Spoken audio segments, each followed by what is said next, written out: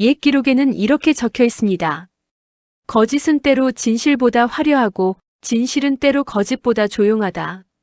하지만 만약 거짓을 믿은 모든 이들이 왕을 세우고 진실을 가진 한 아이만이 버려졌다면 나라의 운명은 어떻게 흘러갔을까요? 안녕하십니까? 반전설화의 설입니다. 오늘은 오래전 왕조에 숨겨졌던 또 하나의 금기된 이야기, 왕이 된 거짓말을 들려드리겠습니다. 이야기가 마음에 드셨다면 구독, 좋아요, 알림 설정 부탁드립니다. 시작하겠습니다. 1장 두 아이가 태어난 밤. 중종 말년 피비린내 나는 세력 다툼이 극심하던 어느 겨울밤. 궁궐 깊은 곳 왕과 중전에게 아들이 태어났다.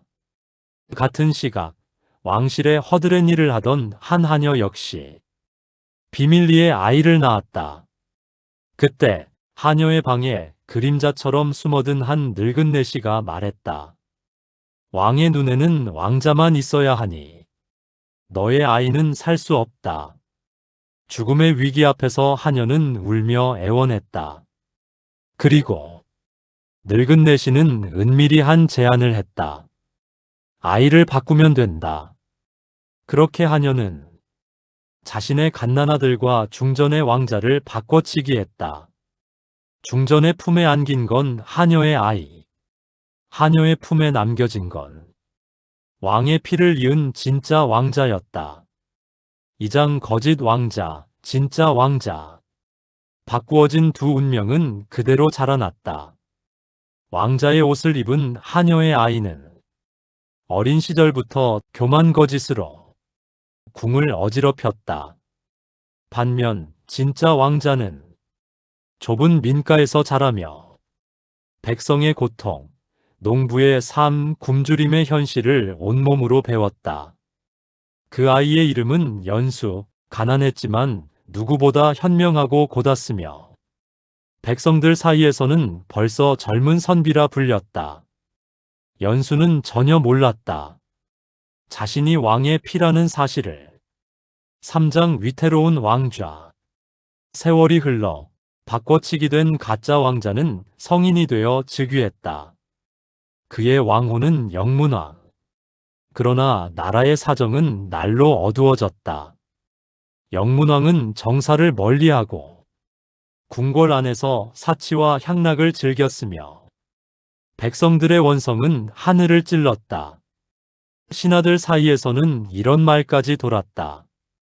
저 왕의 눈빛은 어쩐지 임금의 피 같지 않다. 하지만 아무도 진실을 말할 수 없었다. 진실을 말하는 순간 목숨이 사라질 테니. 4장 진짜 왕자의 등장.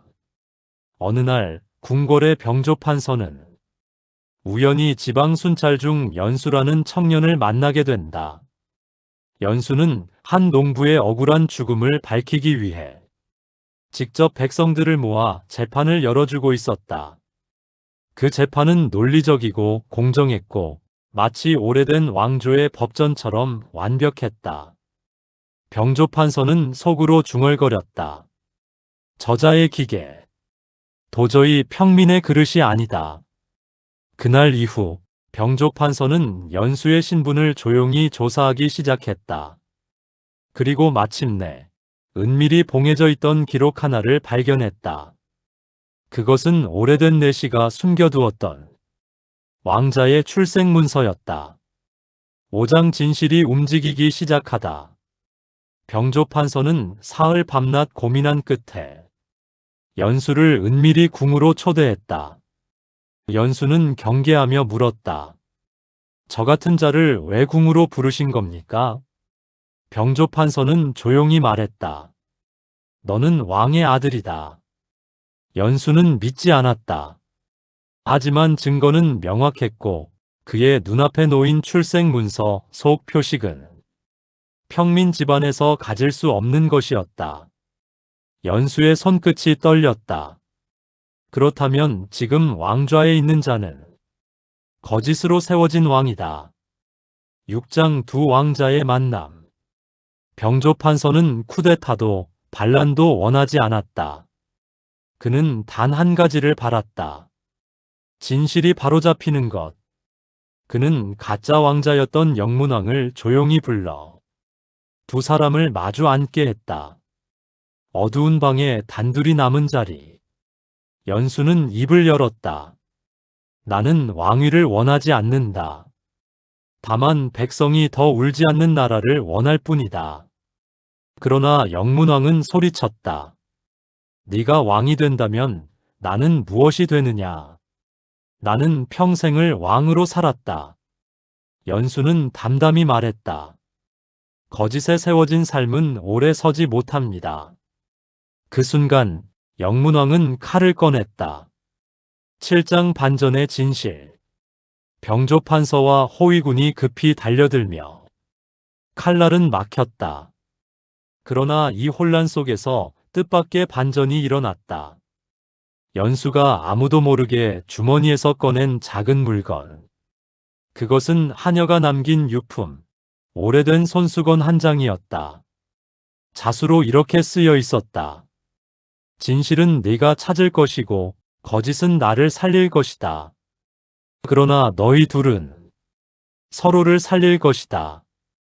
병조판서는 그 문장을 보고 깨달았다. 둘 다 운명을 속인 피해자였던가. 바꿔치기의 죄를 저지른 것은 하녀가 아니라 권력 다툼에 휘말린 늙은 넷이었던 것. 그리고 진짜 왕자, 연수 또한 결국 거짓 속에서 버려진 피해자였다. 두 사람 모두 어떤 의미에서는 거짓의 희생양이었다. 8장 두 왕의 선택. 이날 밤 궁궐에서는 비밀리에 회의가 열렸다.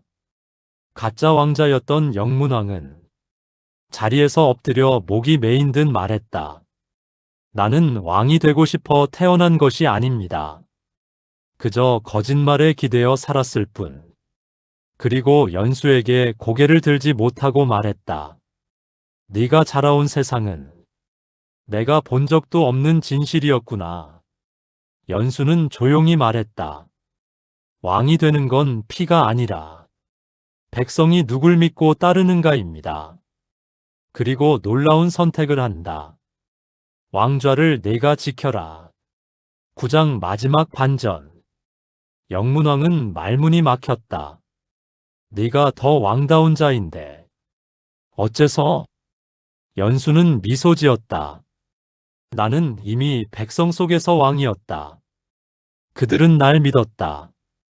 왕궁은 너에게 주어진 두 번째 기회다. 그렇게 연수는 궁을 떠나 다시 민가로 돌아갔다.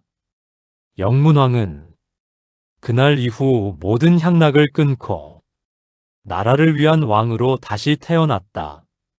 그는 훗날 이렇게 남겼다. 진실이 나를 왕으로 만들지 않았지만 거짓을 바로잡으려는 마음이 나를 진짜 왕으로 만들었다. 10장 에필로그. 역사에는 기록되지 않았다. 하지만 백성들 사이에선 오래도록 이런 설화가 전해져 내려왔다. 왕이 된 자도 거짓이었고 왕이 되지 않은 자도 진실이었다. 진실 혹은 거짓.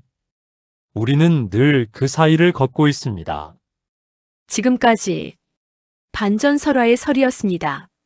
이야기가 마음에 드셨다면 구독과 좋아요 부탁드립니다.